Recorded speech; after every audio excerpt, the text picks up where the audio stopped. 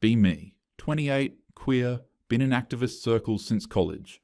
Always clowned on men online, especially when they whined about paying for dates. I'd reply, "Bro, it's like $20, one cocktail and some fries. Stop crying." Everyone in my group chat would hype me up for it. Growing up, I never once saw a woman reach for the check. Dad always paid when we went out. So did my uncles, my friends' boyfriends.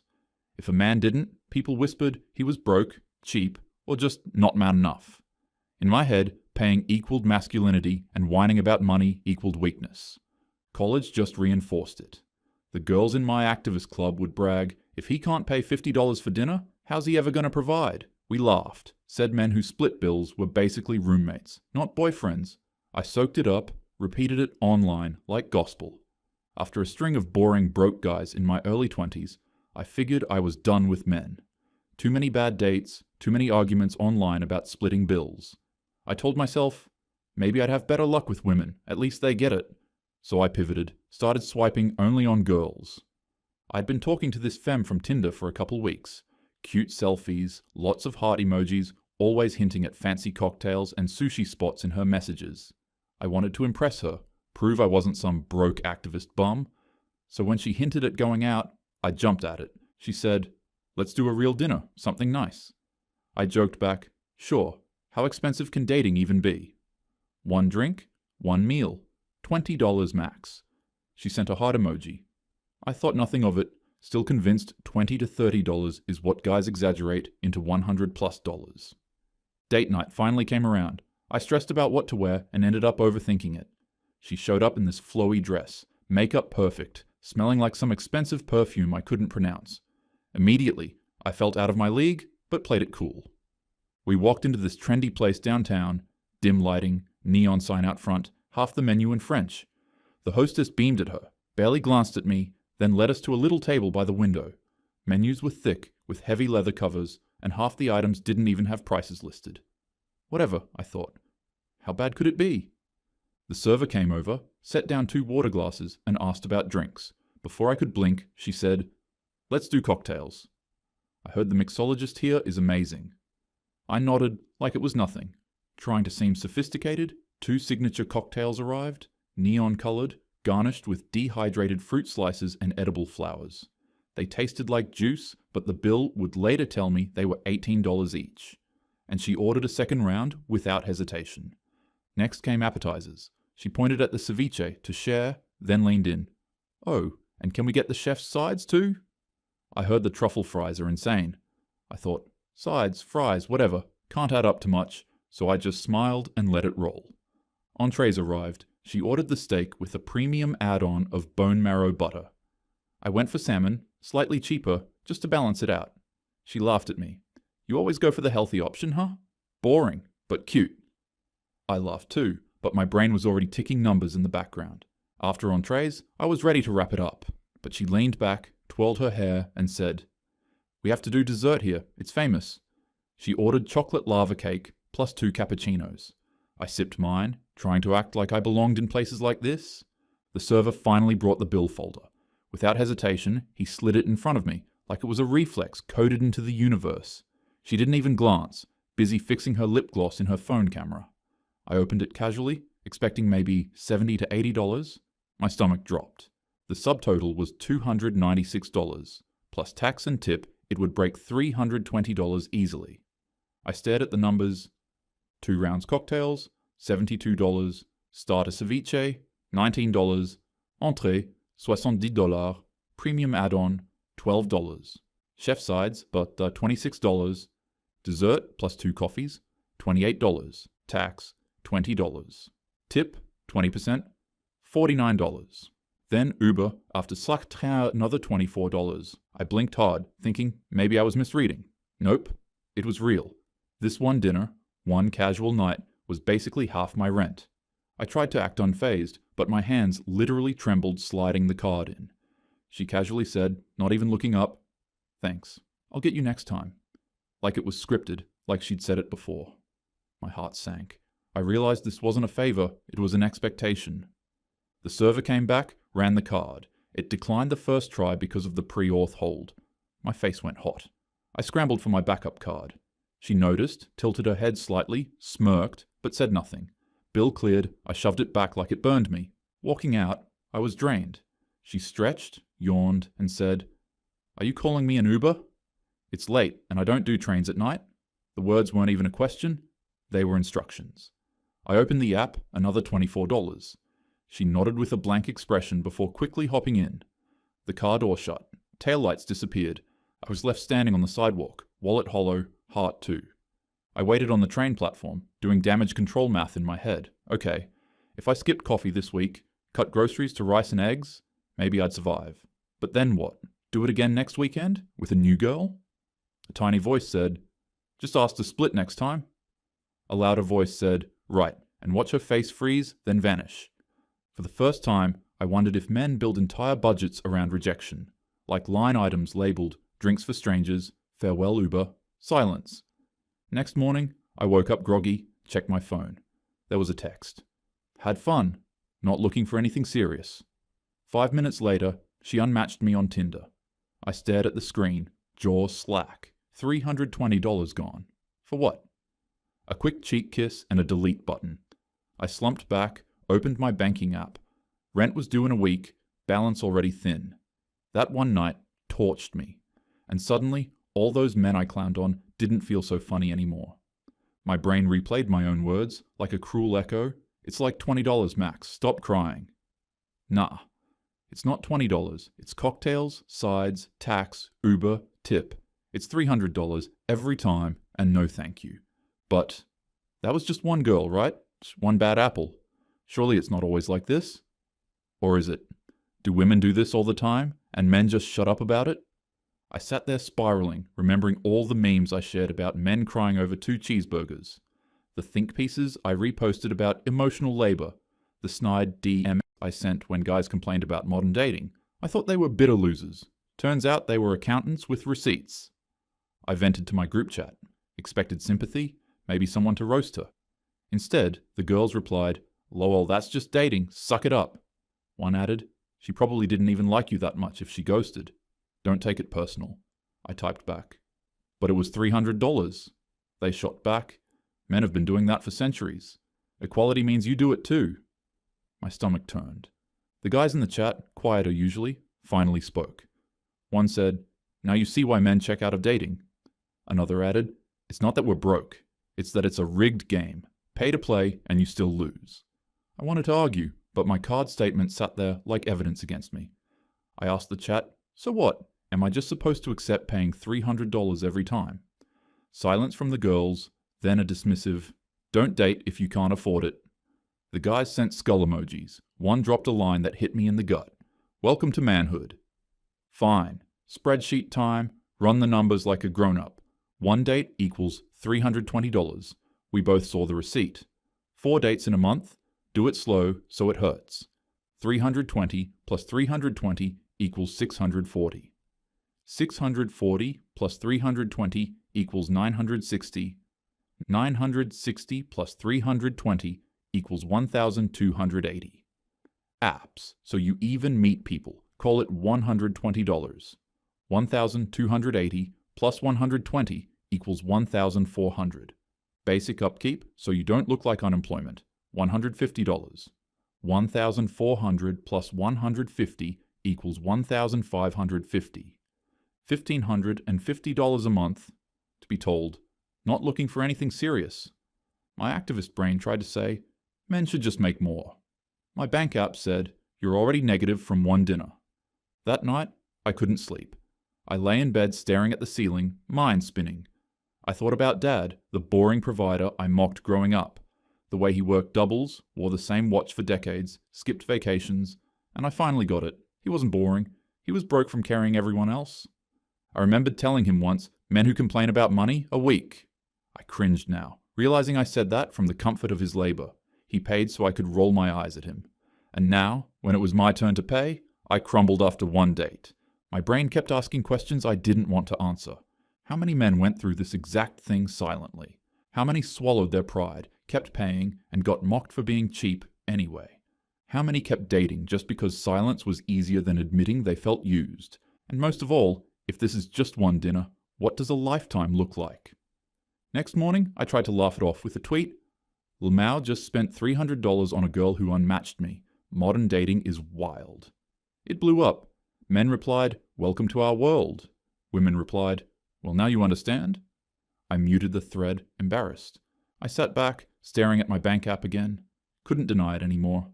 The system I mocked men for hating? It chewed me up in one night. I whispered to myself, half a confession, half a collapse. Men really do suck, but they weren't lying. Dating is kinda rigged, and I finally get why they're such sore losers all the time. I slammed my phone face down and stared at the ceiling. The apartment was dead quiet, the kind that makes the fridge hum sound like a jet engine. Pantry check. Instant noodles, 3 eggs, a bruised avocado. After blowing $300 last night, I told myself I was being mindful. Truth, I was broke till payday. I boiled water, cracked an egg into ramen like I was a Food Network survivor. Scrolled through IG while it cooked. The femme I paid for was already posting boomerangs from a rooftop tonight. Caption, "Life's short, order dessert." Me, slurping noodles alone. Life's long, pay interest. I went for a walk to clear my head, past a couple outside a boutique. The guy was carrying 2 shopping bags and her tote while she was scrolling and laughing at something on her phone. He looked tired but patient. For the first time, it hit me like a bus. Oh, he's me. Forever. I wrapped my jacket tighter, pretending the wind was what stung. The next day at work, at my freelance photo studio gig, I was half awake, editing skin blemishes at 200% zoom. My co-worker Daniel swung by. Gentle guy, mid-30s, always brings granola bars for everyone. He asked why I looked like I lost a court case. I told him the short version, girl, dinner, $300, ghosted. I expected a laugh. He just nodded like he'd seen a car accident. Then he said, "Yeah, that's Tuesdays." I blinked, asked him what he meant. He shrugged, like explaining gravity. To stay in the dating pool, I spend around $2,000 a month. My jaw unhinged. 2,000? On what? He opened a notes app like a man carrying receipts and read it deadpan. Apps. Tinder Gold, Hinge Roses, Bumble Boost, call it $120. First dates, 4 to 6 a month. Average $120 each with drinks and Uber, so $600 to $800. Second and third dates? A show here, a nicer restaurant there, another $400 to $600. Upkeep so I don't look like a couch. Gym, haircut, decent clothes, $200 plus. Random, can you spot me? Emergencies? $200 on a good month, $500 on a bad one. He pocketed the phone, then added quietly, "That's before birthdays." I reached for a line that used to work. But women sacrifice too. Emotional labor, safety. He nodded immediately, not defensive. "You're right. I'm not arguing. I'm just telling you the price of admission for me." He gave me a sad smile. And I still get told I'm not serious if I won't book the tasting menu. I mean, okay, that's a lot, but maybe he was overdoing it. Like, couldn't he just, I don't know, pick cheaper dates? But then again, if he did, would any girl even call him back? Or is that just the rule now? I stared at the screen, dodging eye contact by airbrushing someone's pores. The clone stamp tool felt like a tiny lie I could control. Later that afternoon, the studio's courier Jay plopped on a crate beside me. Jay was 26, tall, a gym rat, always joking.